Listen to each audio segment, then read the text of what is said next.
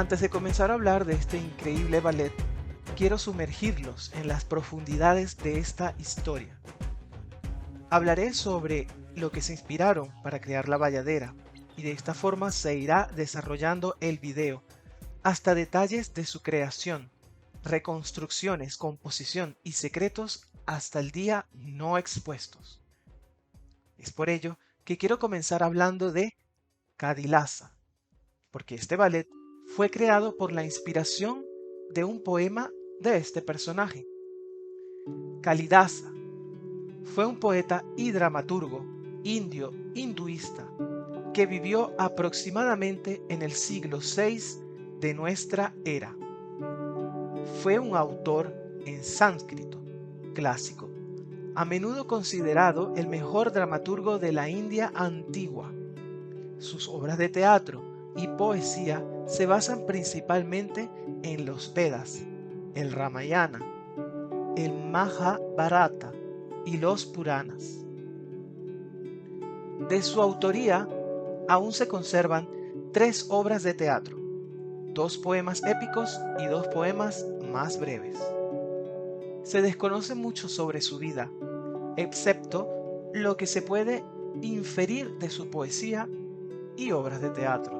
Los poemas de Kalidasa sugieren que era un brahmán o un sacerdote, pero de su vida nada se conoce precisamente porque lo único que se sabe sobre él son leyendas.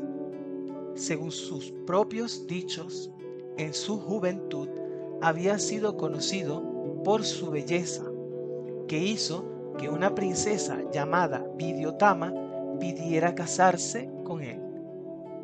Según el folclore, una princesa erudita decide una vez encontrar un novio adecuado, probando la inteligencia de los hombres en su reino.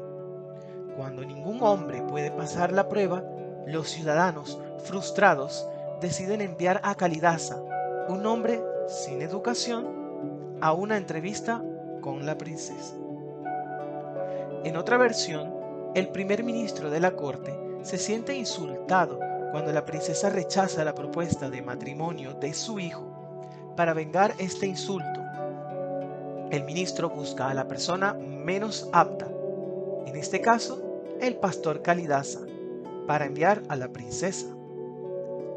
Kalidasa, que había crecido sin mucha educación, logra casarse con la princesa, extremadamente erudita, por lo que ella empezó a avergonzarse de la ignorancia y tosquedad de su esposo. En una ocasión, la princesa Vidyotama trató con sarcasmo a Kalidasa, y este quiso suicidarse tirándose a un pozo. En ese momento le pidió ayuda a su diosa Kali y fue recompensado con un regalo súbito y extraordinario de capacidad poética. El significado del nombre de Kalidasa es servidor de la diosa Kali, siendo Kali la, y Dasa podría ser un seudónimo basado en la devoción que sentía el poeta por su diosa adorable. En nombre de la erudita Vidyotama, posiblemente sea una indicación de su inexistencia histórica, ya que significa justamente erudita, siendo Vidya conocimiento y Yud-Tama supremo, que sería más allá de la ignorancia. Bien sea de una forma u otra, a Kalidasa le va mal y la princesa lo humilla constantemente. Así, desafiado, visita un templo de Kali, se inspira para aprender sánscrito, estudia los Puranas y otros textos antiguos y se convierte en un gran poeta.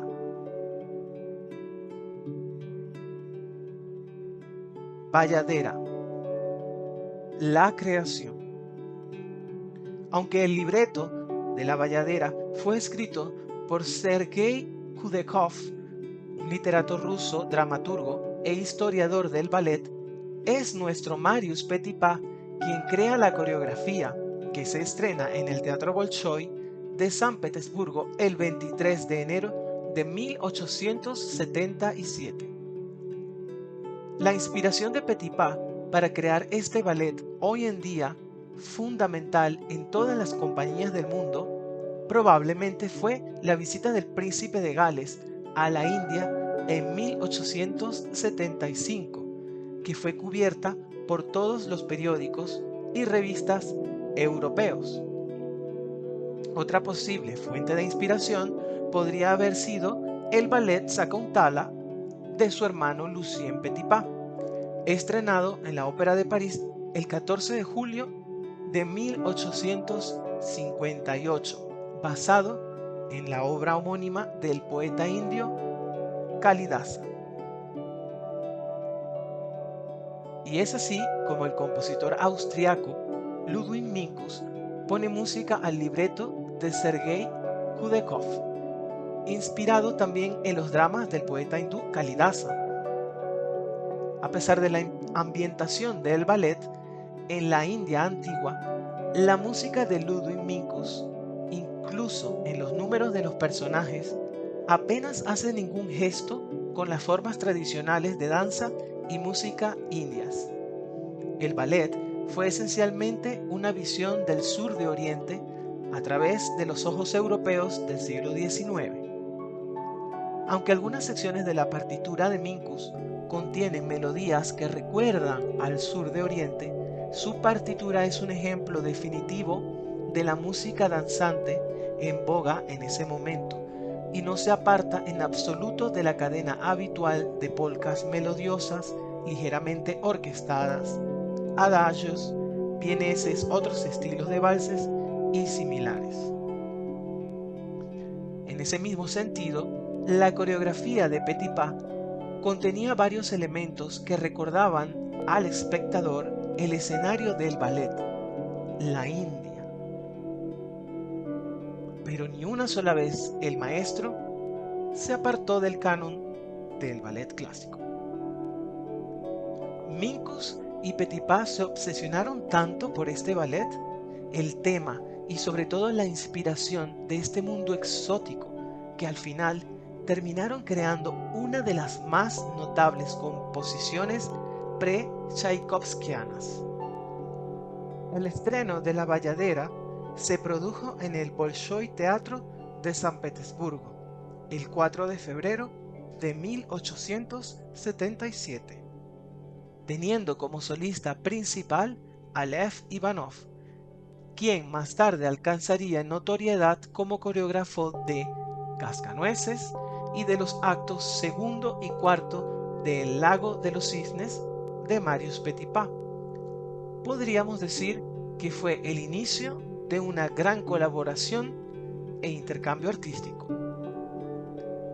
Cabe destacar que La Bayadera fue creada y puesta en escena por Marius Petipa con 3 actos, 5 escenas y apoteosis para la actuación benéfica de Ekaterina Basen, quien fue elegida como Nikia, acompañándola como Gamsati María Gorshenkova.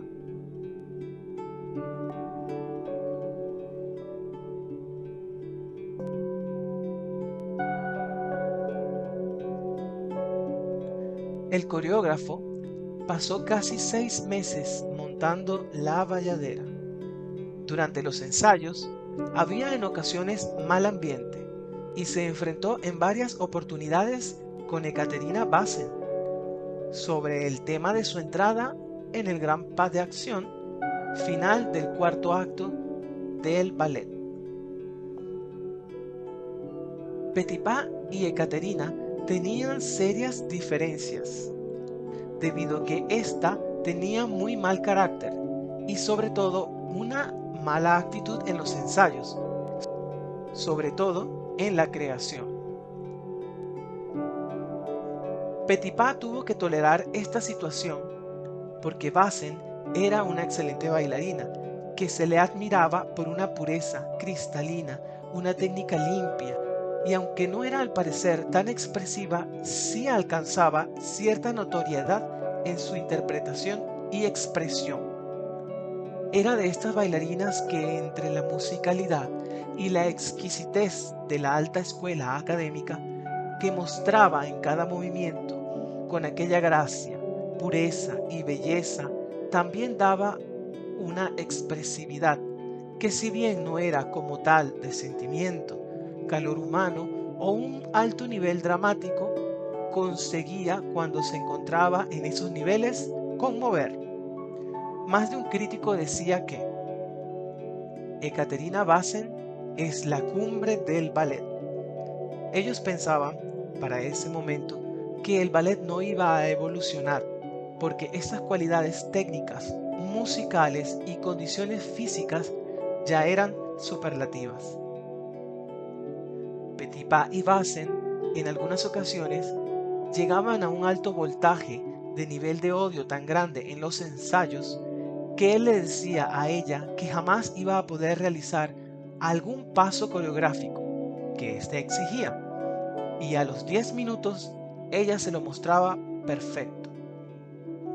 Ambos tenían mal carácter, y es increíble observar cómo hasta qué punto un intérprete fuerza al coreógrafo y cómo el coreógrafo fuerza al intérprete, sobre todo en llevarse a extremos interesantes, pero con un mismo fin: el éxito. Marius Petipa también experimentó muchos problemas con los diseñadores de escenarios que construyeron los elaborados efectos escénicos del ballet. Parecía que todo iba a salir mal, que nadie entendía su visión de cómo quería llevar la creación de la obra. Sin dudarlo, atravesaron momentos difíciles.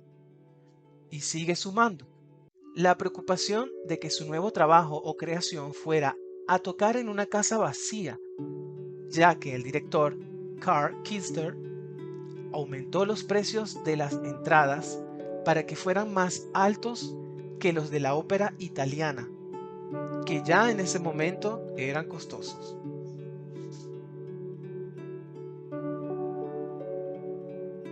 Tanto en la escenografía, utilería y vestuario está siempre muy marcada la presencia de la India, incluso en el cuerpo de baile, ya que en ellos podemos encontrar bailes con abanicos y loros, así como entre escenas podemos encontrar tigres, elefantes y la cobra, que es todo el sentido de la religión hindú con el Brahman.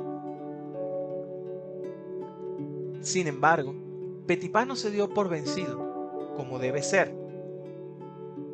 Para su sorpresa y de todos, cuando el ballet se estrenó el 4 de febrero de 1877, fue un éxito total y rotundo, sobre todo el pasaje más célebre y aclamado, la escena de la gran visión de Petipa conocida como El Reino de las Sombras.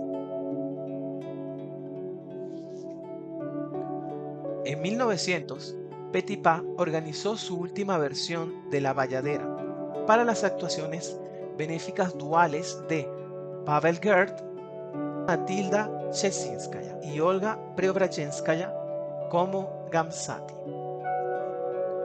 Para este avivamiento, Petipa hizo algunos cambios, incluido el cambio del nombre de la hija del Rajá de Amsati a Gamsati, y cambió el escenario de El Reino de las Sombras.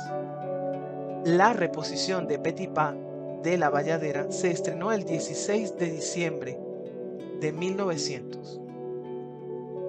La producción de Petipa de La Bayadera fue interpretada por última vez por el Ballet Imperial en 1916. El ballet se anotó alrededor de 1905 en el método de notación Stepanov y es parte de la colección Sergeyev.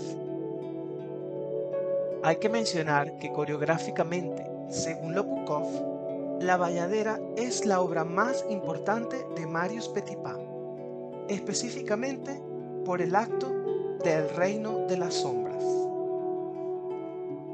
Expresa Lopukov en su libro que es el triunfo del ballet sinfónico, debido a que la coreografía tiene sus propios temas coreográficos, movimientos en sucesión que se repiten y van en crescendo, que inconscientemente llegan al público.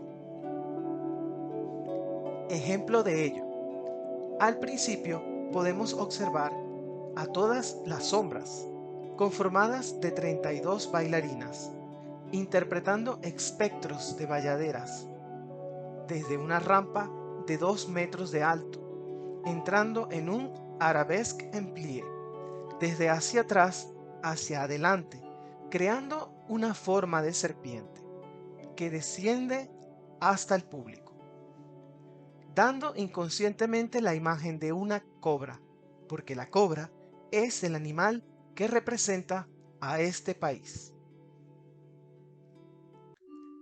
Esta escena del reino de las sombras, inserta en la tradición del ballet blanco, está considerada una gloria coreográfica mundial. Más adelante, este arabesque se convierte en un enlevé en primer arabesque cuando entra a escena el trío. Luego lo veremos en la primera variación de las sombras, donde realiza toda la diagonal en relevé arabesque. Posteriormente, en la variación de Nikia, este arabesque será en giro y fácilmente se percibe el desarrollo de un tema del paso arabesque. Podemos observar también el desarrollo del paso a la secón. El coreógrafo coloca a todo el cuerpo de baile en quinta posición en el centro del escenario, caso único en todo el ballet clásico. Luego la pierna sube a posición écarté. Este paso tiene también su sucesión y lo observaremos en la entrada del trío cuando ejecutan este mismo écarté ouvert en salto.